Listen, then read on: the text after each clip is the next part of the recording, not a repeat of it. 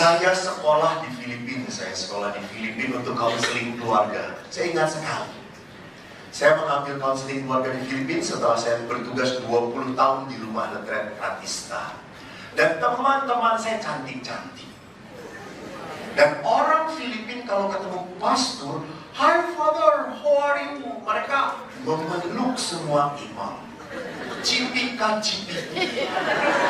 Dan memeluknya beda dengan orang sini. Saya kalau ketemu Bulani cuma, udah gitu doang. Tapi kalau orang Filipina, padat.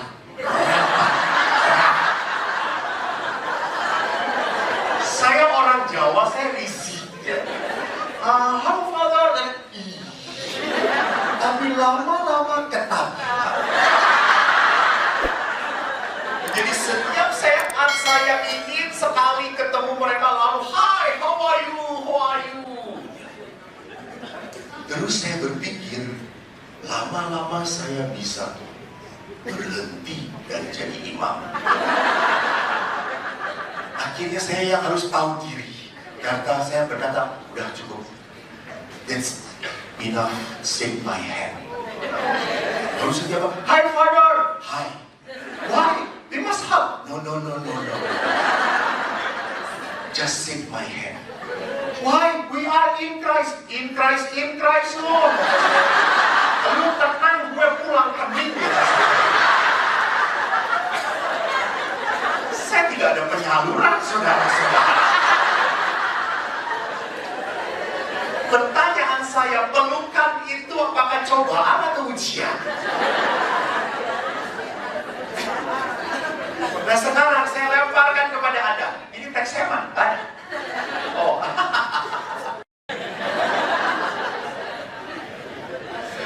Ulang tahun mantan saya. Oh serius, begitu aja serius. Emang pastor tidak pernah boleh punya masa lalu yang jelek. Gak penting masa lalu, yang penting masa akan datang. Betul atau tidak? Betul.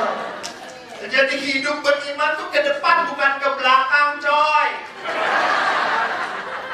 Kalau ke belakang terus atret.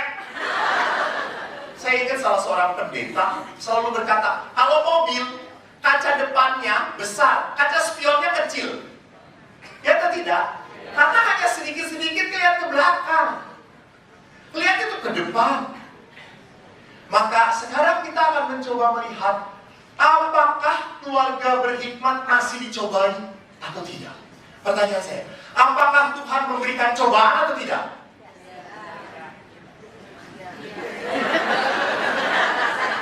Ini banyak keluarga Elisabetnya padahal. Kok masih kacau balau imannya? Saya ulangi, apakah Tuhan memberi ujian atau tidak? Hah?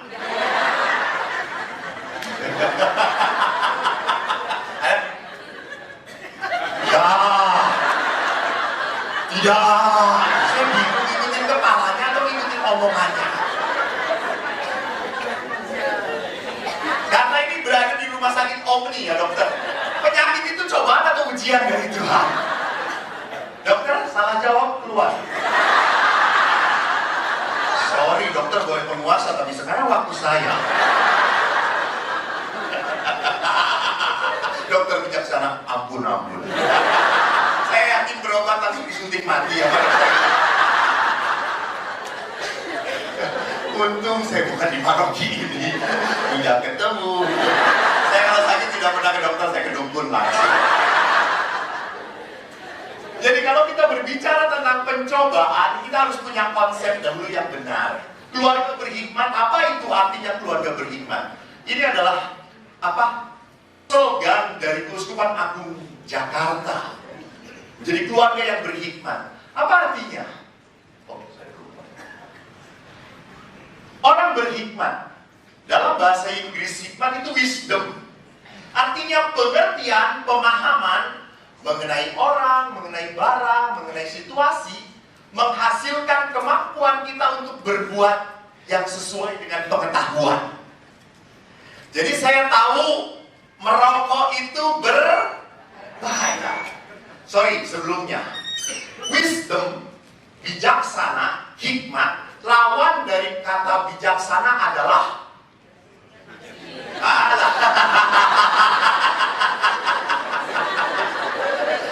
bijaksono. Lawan dari bijaksana adalah bodoh. Bodoh. Jadi orang bijaksana itu tahu, lalu dia melakukan sesuai dengan pengetahuannya. Sekali lagi, kalau orang merokok tahu bahwa merokok itu berbahaya, merokok itu tidak baik untuk kesehatan, maka bapak-bapak yang merokok artinya saya tidak ngomong ya.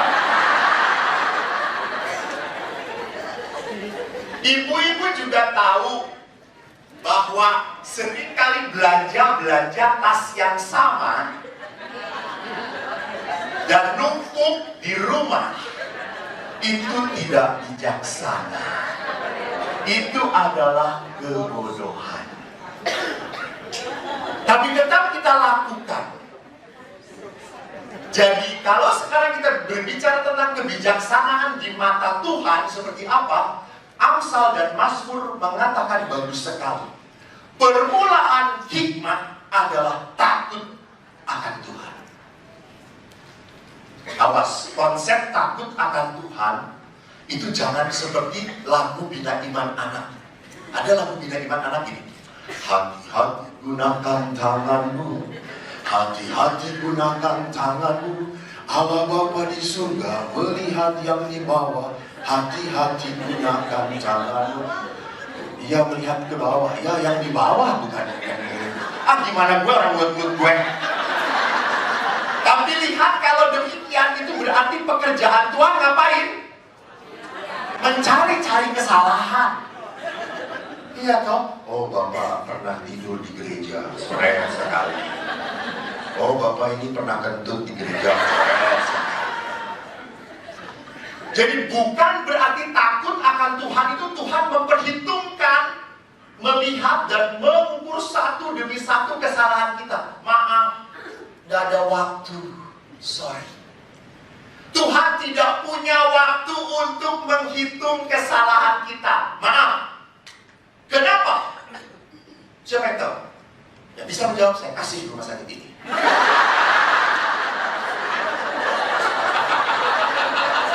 Hebat banget gue, karena gak ada yang bisa jawab pasti. Kenapa Tuhan tidak punya waktu untuk mencari-cari kesalahan kita? 1 Yohanes 4 ayat 8, Allah adalah kasih. Benar. Allah adalah kasih. Orang kasih itu tidak pernah mengingat-ingat kekurangan, tidak pernah mengingat-ingat kesalahan. Anda datang ke Tuhan kemarin ini, mana ya? Lupa. Tuhan itu punya penyakit pelupa. Tapi istri Anda selalu ingat Pernah seorang suami jalan-jalan di Pangandaran, lalu dengan istrinya duaan sambil pegangan tangan. Lalu suaminya ngomong, "Mi, indah banget ya." Lalu si istrinya, "Lu ingat pasti sama mantan lu yang belum pernah kesini." Buset, lihat. Sudah lama, masih aja dikorek-korek. Jadi perhatikan di sini, orang kalau sadar takut akan Tuhan, itu apa artinya di dalam kitab suci? Timor Dei itu berarti orang yang memperhitungkan Tuhan. Jadi tahu bahwa setiap saat saya berbuat, saya melakukan apapun, semua karena Tuhan. Saya baru saja tadi pagi memberkati pabrik. Saya seringkali memberkati tempat usaha, toko, rumah, berkali-kali. Kalau toko mau saya berkati, saya selalu tanya, "Pak, Bapak yakin nggak setelah diberkati tokonya maju?" Lalu jawab Bapak itu, "Ya tergantung nanti pastor lah, gimana lah. Saya nggak akan mau memberkati." Dia mau buka usaha dengan tanpa apa? Iman.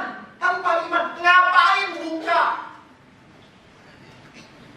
Setelah diberkati, kasih kucingnya minum.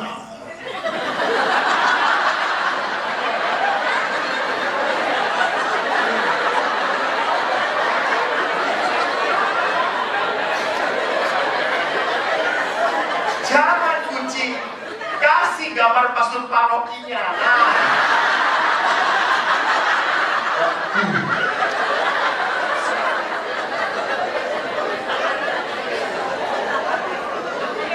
Jadi bagi orang yang beriman, takut akan Tuhan, orang itu selalu tahu bahwa setiap hal dalam kehidupan ini adalah rencana Tuhan. That's not about hoki, no. Bagi orang beriman, ini bukan hoki, bukan, ini rencana Tuhan. Saya menjadi pastor, apakah hoki? Aku salah. Bapak sudah menikah berapa tahun, Pak? Kelihatan bahagia sekali Bapak ini. Oh, syukur. Ini istri Bapak? Oh, iya. Sudah berapa tahun Pak menikah? Dari 2006. Hoki tidak ketemu istri. Hoki. Ibu musibah.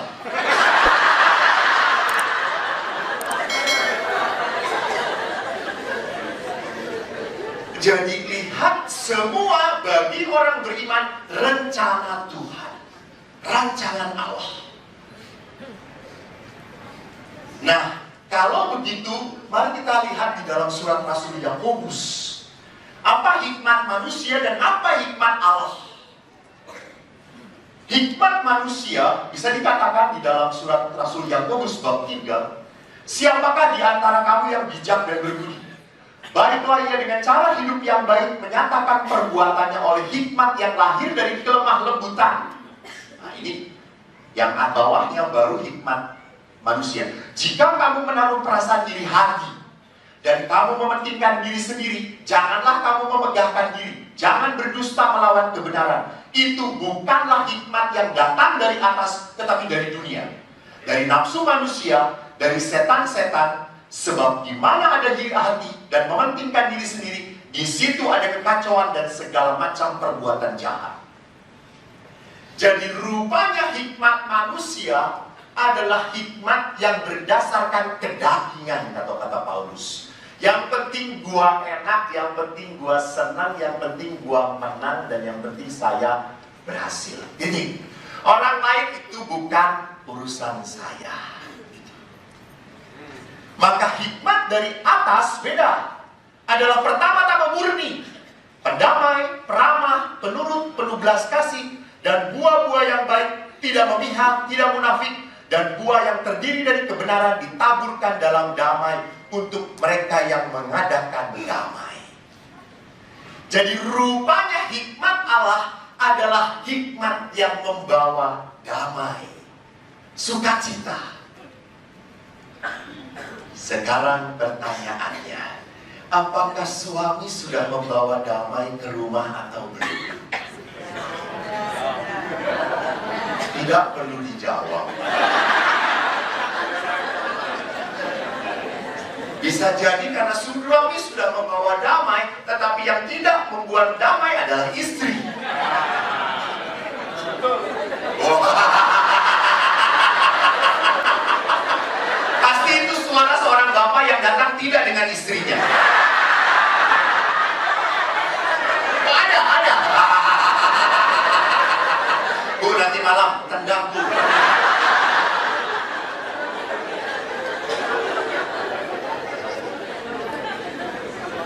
Jadi kadang-kadang kalau si istri gitu ya sedang masak, ngedenger mobil suaminya atau motor suaminya, si borokokok sudah gelisah, tidak nyaman lagi kalau pasangannya datang. Jadi lihat di sini, rupanya tidak membawa damai.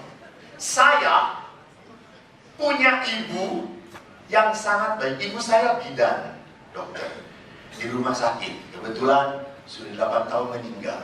Ibu kalau pulang dari rumah sakit selalu bawa oleh-oleh. Jika kami 4 anak itu selalu datang, ibu pulang, senang. Tapi kalau bapak pulang selalu membawa perintah dan kekacauan. Sehingga kalau bapak pulang kami tidak pernah merindukan. Dan rupanya kebiasaan ibu ini lengket kepada saya. Jadi saya pun Western, kalau kemana-mana selalu bawa oleh-oleh. Dan kebetulan sekarang belum ada yang memberi oleh-oleh. Ini bukan pemberitahuan, hanya menyadarkan panitia, saudara.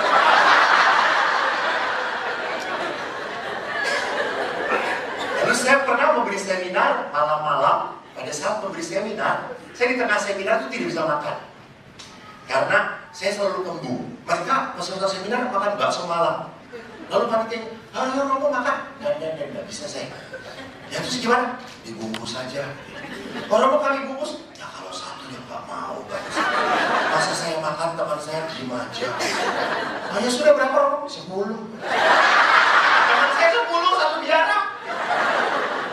Ya sudah orang mau bawa 10 ya. Sambil itu panitia.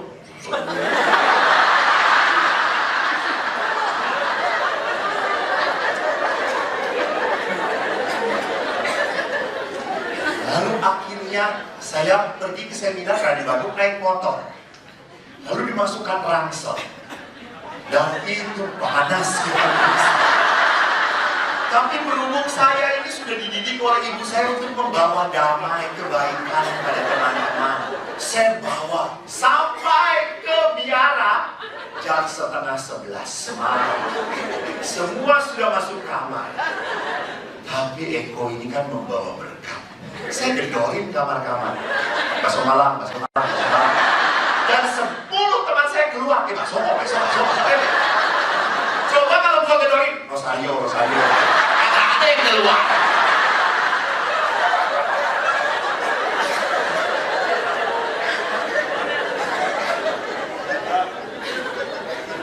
Walaupun saya harus tahu bahwa kalau laki-laki itu sudah dibawain, gak ada yang mengucapkan terima kasih. Laki-laki itu harus saya bukain sendiri. Gimana caranya kok? Lalu saya dipindahkan dari rumah retret itu. Anda tahu cerita mereka? Saya pergi ke tebing tinggi, mereka mengatakan, tidak ada yang bawa oleh-oleh lagi. Tidak ada, kamu garing sebenarnya. Anda lihat kebiasaan dari ibu saya membawa damai, menyenangkan orang lain. Jadi mari kita lihat. Jadi kalau tadi dikatakan bahwa kita harus menjadi hikmat. Hikmat itu adalah orang yang mau memegahkan diri di dalam Tuhan. Bukan memegahkan diri atas namanya sendiri, tidak. Saya bisa seperti ini karena Tuhan, karena Allah. Saya sungguh pernah ditanya oleh seorang anak SD, kan Anda juga pernah dengar, Pastor ini tidak kawin ya? Iya.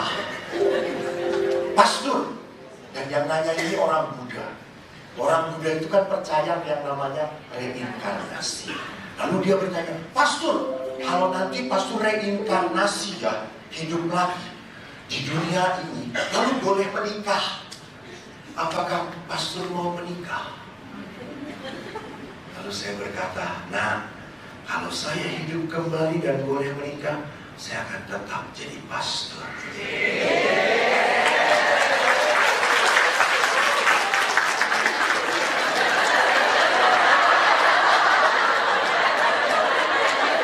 Usia berapa Bapak? Jawab, jangan ketawa. Berapa? Oh, lucu-lucu. Usia berapa? 46. Saudara-saudara, 46. Saya 50. Lebih muda siapa? Saya.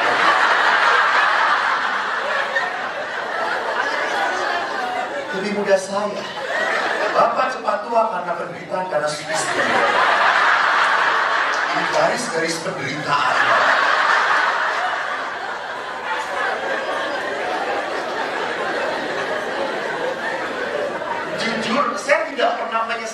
jadi pastor dan saya sangat bahagia. Ibu-ibu berdesakan potret, wah berdesakan. Saya juga kadang-kadang, ibu jangan nempel-nempel. Ibu tenang-tenang, halo. Ya. Nah sekarang kalau saya lempar lagi kepada Bapak Ibu, Pak, jika Bapak Ibu boleh hidup kembali, apakah Bapak akan memilih istri yang sama? Tolong tanyakan kepada pasangannya. Pak, yang rambut putih. Kelihatan ini wajah pengkhianat ini, Pak.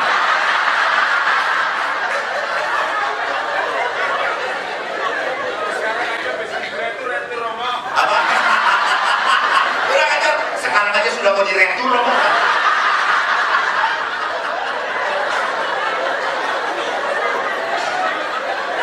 Terima kasih atas kejujurannya Pak. Tapi bertobatlah. Kerajaan Allah sudah dekat.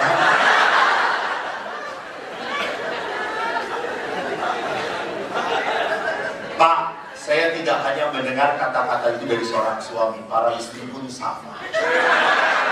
Mengeluh. Istri kan kalau sudah punya anak, sudah tidak lagi mau berhubungan. Para istri, sudahlah ngomong, udah jangan gitu-gitu lagi lah. Anak sudah ada. Terus, nah suami ibu, suami itu masih butuh. Istri memang nggak butuh, suami butuh banget.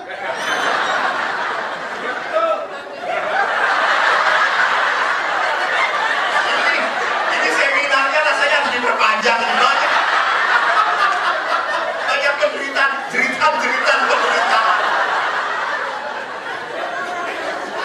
Tapi para istri udah nggak begitu. Terus, suami bagaimana? Harus suruh jadi pastor saja. Enak aja barang bekas suruh jadi pastor. Kami tidak menerima barang bekas itu. Jadi lihat di sana, mari kita lihat pertanyaannya. Kalau maaf. Kalau Anda sampai merasa tidak bahagia hidup dengan pasangan Anda, what's wrong? Yang salah siapa? Saya nanya.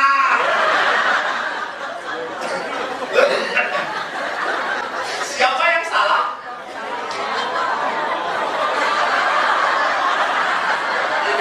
Kurang ajarnya kalau sendiri di Jakarta tuh kayak gitu. Siapa yang salah? Romonya. Kenapa nanya-nanya? Bapak Ibu jangan pernah lupa yang subjek kesalahan selalu saya. Saya tidak bahagia menjadi pastor bukan karena ordonya jelek, bukan karena ada pastor-pastor kacau, bukan. Karena saya tidak mau bahagia jadi pastor. Di sama, kalau saya tidak bahagia dengan istri saya, bukan karena istri, tapi karena saya tidak mau bahagia dengan dia.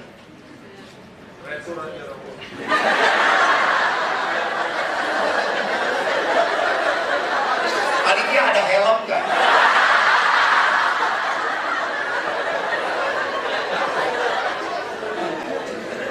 Bapak Ibu yang terkasih, yang bisa membuat bahagia hidup perkawinan, betul Tuhan, tetapi tanpa saya, tanpa diri saya sendiri, tidak akan pernah bahagia dalam hidup perkawinan, dalam hidup pilihan apapun. Jadi saya yang mengupayakannya.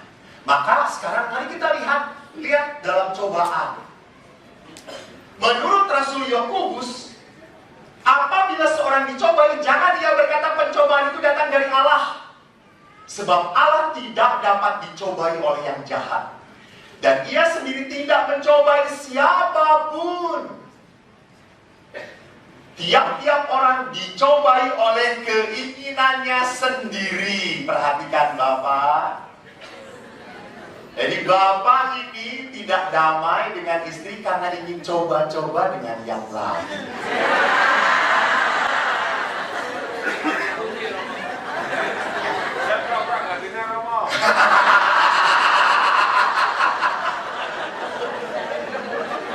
Jadi perhatikan di sini. Coba sekarang perhatikan. Kalau boleh saya tanya, siapa yang hidup perkawinannya tidak sesuai dengan mimpi sebelum perkawinan?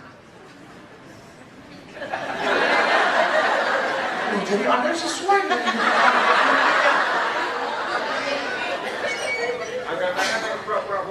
jadi banyak sekali orang yang hidup perkawinannya tidak sesuai dengan yang ia impikan. Yang memimpikan suami yang memperhatikan, yang menjaga, itu hanya mimpi, betul.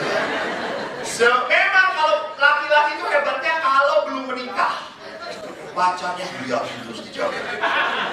Saya itu pernah lihat seorang perempuan yang sedang pacaran, saya lihatin perempuan, laki-lakinya langsung. Tapi kalau suami istri sudah menikah, yang lebih galak istrinya. Pada saat suaminya dilihatin sama perempuan, istri perempuan. Tapi kalau suami istrinya dilihatin, dia langsung terus aja, silakan. Oh, bosan ada. Jadi ini ya, orang dicobai oleh keinginannya sendiri karena ia diseret dan dipikat olehnya. Dan apabila keinginan itu telah dibuahi, ia melahirkan dosa. Jadi selama masih keinginan, dosa atau bukan? Dosa juga. Karena keinginan itu makin lama makin kuat. Jangan pernah coba-coba ibu-ibu kalau jalan-jalan ke mall. Saya itu belajar seperti seorang santo. Bagaimana kalau jalan ke mall? Saya kadang-kadang diajak sama ibu-ibu ke mall. Karena apa? Karena saya ingin melihat. Ke mall saya selalu berkata, ya asik, saya tidak butuh ini. Saya tidak butuh ini. Saya tidak butuh ini. Saya tidak butuh ini. Dan pulang saya tidak bawa apa-apa. Ibu-ibu beda. Diskon. Gak penting perlu atau tidak, yang penting mumpung. Keinginan yang membuat kita jatuh akhirnya. Saya tidak mengatakan dosa atau tidak ya, saya tidak mengatakan itu gitu ya. Tapi pada saat kita mengikuti keinginan kita seperti apapun, kita sudah menjadi hamba keinginan kita. Maka orang dicobai oleh keinginannya sendiri. Kecenderungan kita berbuat dosa, nafsu yang tidak terarah sebagai akibat dari dosa asal. Jadi kita membawa dalam diri setiap orang itu keinginan-keinginan yang tidak terarah. Sehingga kita mencari kesenangan yang semu dan berlebihan dari yang seharusnya. Orang senang itu boleh. Enak itu boleh. Tetapi tidak berlebihan. Ada seorang bapak, dia sering berdoa, tapi berdoanya menyulitkan Tuhan. Ini doa yang menyulitkan Tuhan. Bagaimana doa yang menyulitkan Tuhan? Dia itu berdoa, Tuhan, dia kan udah tua, usia 50 tahun lebih. Dia berkata, Tuhan, berikan aku kesehatan. Semoga badanku tetap baik, kau jaga dengan kesehatan, sehingga saya bisa bersuka cita. Tapi bapak ini tidak pernah olahraga. Dan segala makanan diembat, apalagi yang bau-bau lemak babi. Sancat. Dia sikat saja terus. Ini doa yang menyulitkan Tuhan. Minta sehat, tetapi hidupnya tidak teratur. Jadi bagaimana Tuhan bisa membantu dia? Saya ingat sekali seorang suami, saya pernah ceritakan, sangat prihatin dengan istrinya. Istrinya gemuk sekali. Lalu dia itu ngomong pada, tapi hebatnya suami ini sayang banget dengan istrinya. Lalu dia ngomong, Romo, tolong ingatkan istri saya, Romo. Jangan gemuk-gemuk, saya takut dia sakit jantung. Saya sangat sayang dengan istri saya, Romo. Lalu saya, oke Bu, baik Pak, saya dekatin Ibu.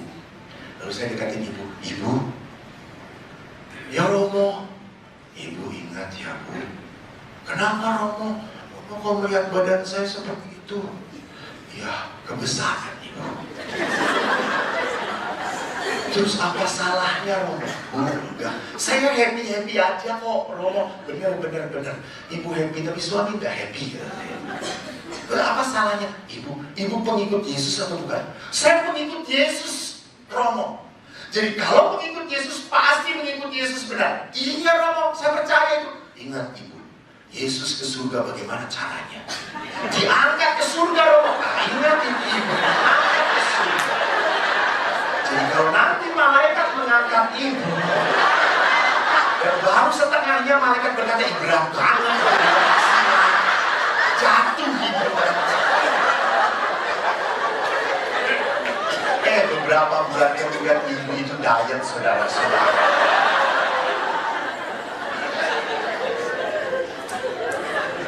Jadi makan, yes, okay, I did it.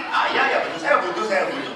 Enak ya, tapi pada saat kita sudah berlebihan, di sana saya sudah bukan lagi makan untuk hidup, tetapi hidup saya untuk makan. Saya menghambakan. Sisi lain tentang pencobaan. Tadi dari orang dicobai oleh keinginan sendiri. Sisi lain tentang pencobaan. Lihat di sini, dalam 3 kitab yang saya coba kutip ini, beda. Pencobaan di sini istilahnya menguji. Sebab Engkau telah menguji kami, ya Allah, telah memurnikan kami seperti orang memurnikan perak. Dalam kitab Nabi Yesaya, sesungguhnya aku telah memurnikan engkau, namun bukan seperti perak, tetapi aku telah menguji engkau dalam dapur kesengsaraan. Setelah disiksa sebentar, mereka menerima anugerah yang besar, sebab Allah hanya menguji mereka, lalu mendapati mereka layak bagi dirinya. Jadi rupanya dalam kitab suci dibedakan antara cobaan dan ujian. Dalam bahasa Inggris, ujian itu artinya temptation, cobaan. Sedangkan ujian itu adalah put to the test. Apa yang membedakan keduanya? Cobaan itu adalah berasal dari iblis. Sedangkan ujian itu berasal dari Allah. Cobaan, lihat ada di dalam kitab suci. Yesus pun dicobai iblis 3 kali. Dan setelah dicobai, dikatakan dalam Injil Lukas, sesudah iblis mengakhiri semua pencobaan itu, ia mundur dan menunggu waktu yang baik. Jadi Bapak Ibu lihat bahwa iblis itu tidak pernah berhenti menggoda, mencobai kita. Supaya apa? Ini tujuannya, jatuh dalam dosa. Jadi iblis itu ingin sekali punya banyak teman, digoda. Maka godaan itu tidak hanya, jangan berpikir bahwa godaan itu hanya ada di luar gereja. Di gereja itu tidak ada godaan kata siapa.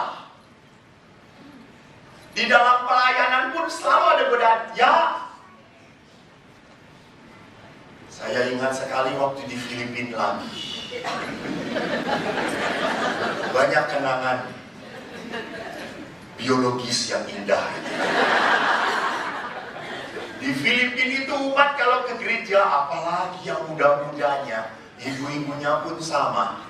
Dari Filipina, dari gereja mereka langsung ke mall. Maka di sana itu gereja ada di mall. Di Filipina itu. Dan orang-orang Filipina kalau ke gereja, saudara-saudara, roknya naik, ininya turun. Nah, kita para pastor yang di depan itu melihat yang di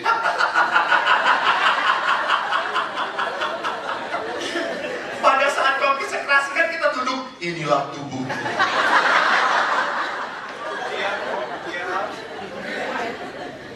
Maka satu teman saya waktu komuni Body of Christ, lalu dia datang samping saya, ibunya panas sekali itu. Wah, Oh, that's your body. Sampai dia berkata, amin.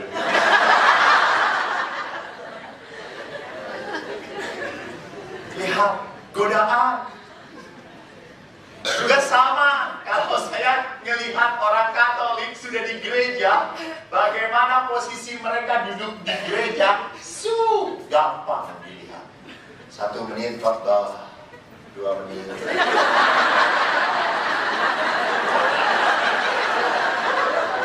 Amin. Beda kalau saya memberi khotbah dengan orang-orang Kristen. Wah. Amin, amin. Ada sukacita, lebih lagi sukacita. Katolik.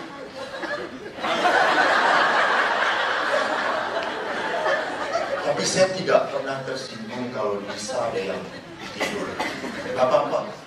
Rupanya dia di rumah tidak bisa tidur. Di rumah Tuhan dia bisa tidur kenyang. Saya selalu berdoa, Tuhan semoga gak bangun-bangun.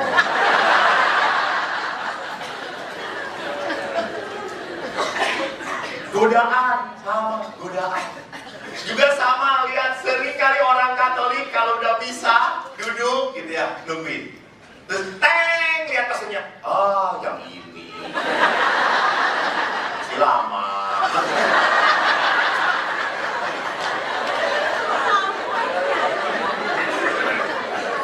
Betul ibu-ibu? Bertobatlah.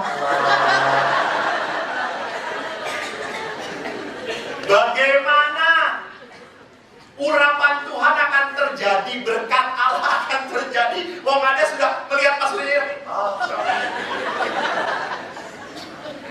Bahkan saya pernah sakramen pengampunan untuk sekolah dan orang tua di Katedral Bandung. Saya udah duduk 2 jam nungguin. Ada ibu-ibu, tak kali udah pengakuan dosa. Tiba-tiba ada anak muda, woi si Pastor Eko, nggak jadi.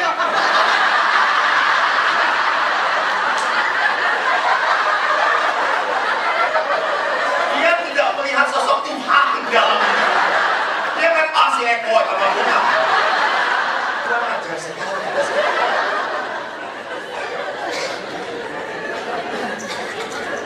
Coba lihat di Jakarta ini pun umatnya, kata Bapak Uskup, memprihatinkan. Karena umat Katolik Gereja Keuskupan Agung Jakarta ini, kalau pengakuan dosa cari pastor yang tua, muda, mau mati.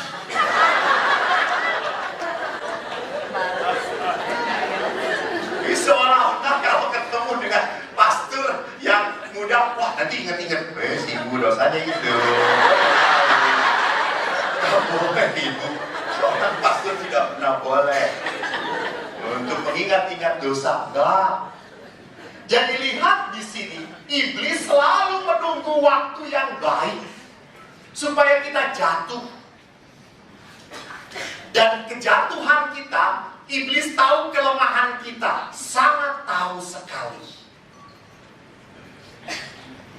Maka di saat kita tidak punya apapun, tidak punya kekuatan, iblis akan serang. Dan kalau kita tidak tahan, tidak dekat dengan Tuhan, jatuh. Itu cobaan. Ini godaan. Yang kedua adalah ujian. Ujian. Ini ujian dari Tuhan. Ujian dari Tuhan. Abraham mempersembahkan Ishak anaknya yang tunggal. Allah mau menguji iman Abraham. Jadi ujian itu untuk apa? Mengembangkan iman kita. Menumbuhkan kepercayaan kita yang makin dalam kepada Allah. Ayub pun sama.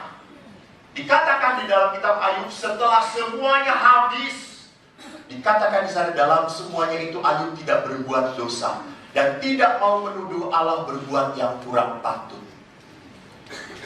Jadi memang Tuhan memperbolehkan cobaan terjadi dalam hidup kita untuk alasan yang lebih, yaitu untuk pertobatan dan pengudusan. Jadi ujian itu dibuat supaya kita menjadi kudus dan bertobat. Jadi sekali lagi lihat, Tuhan itu menguji kita supaya kita bertobat dan menjadi kudus. Sedangkan setan mencobai kita supaya kita jatuh. Nah, bapak-bapak, pertanyaan saya, kalau istri semakin jelek, ini cobaan apa ujian dari Tuhan? Bapak-bapak, Pak, ujian apa cobaan? Jangan gitu memang udah dari sononya. Bapak Ibu, kalau Anda melihat istri semakin jelek, ini ujian apa cobaan? Ujian. Tapi kalau melihat istri tetangga makin cantik, itu ujian apa cobaan? Ini jelas ya Bapak Ibu. Jadi kalau Anda melihat, aduh istri teman gue makin cantik, itu cobaan. Tapi kalau istri makin cantik, ini ujian kesetiaan Anda. Istriku, kau memang tak hancur, tapi cintaku makin membara. Dan istri berkata, Pret.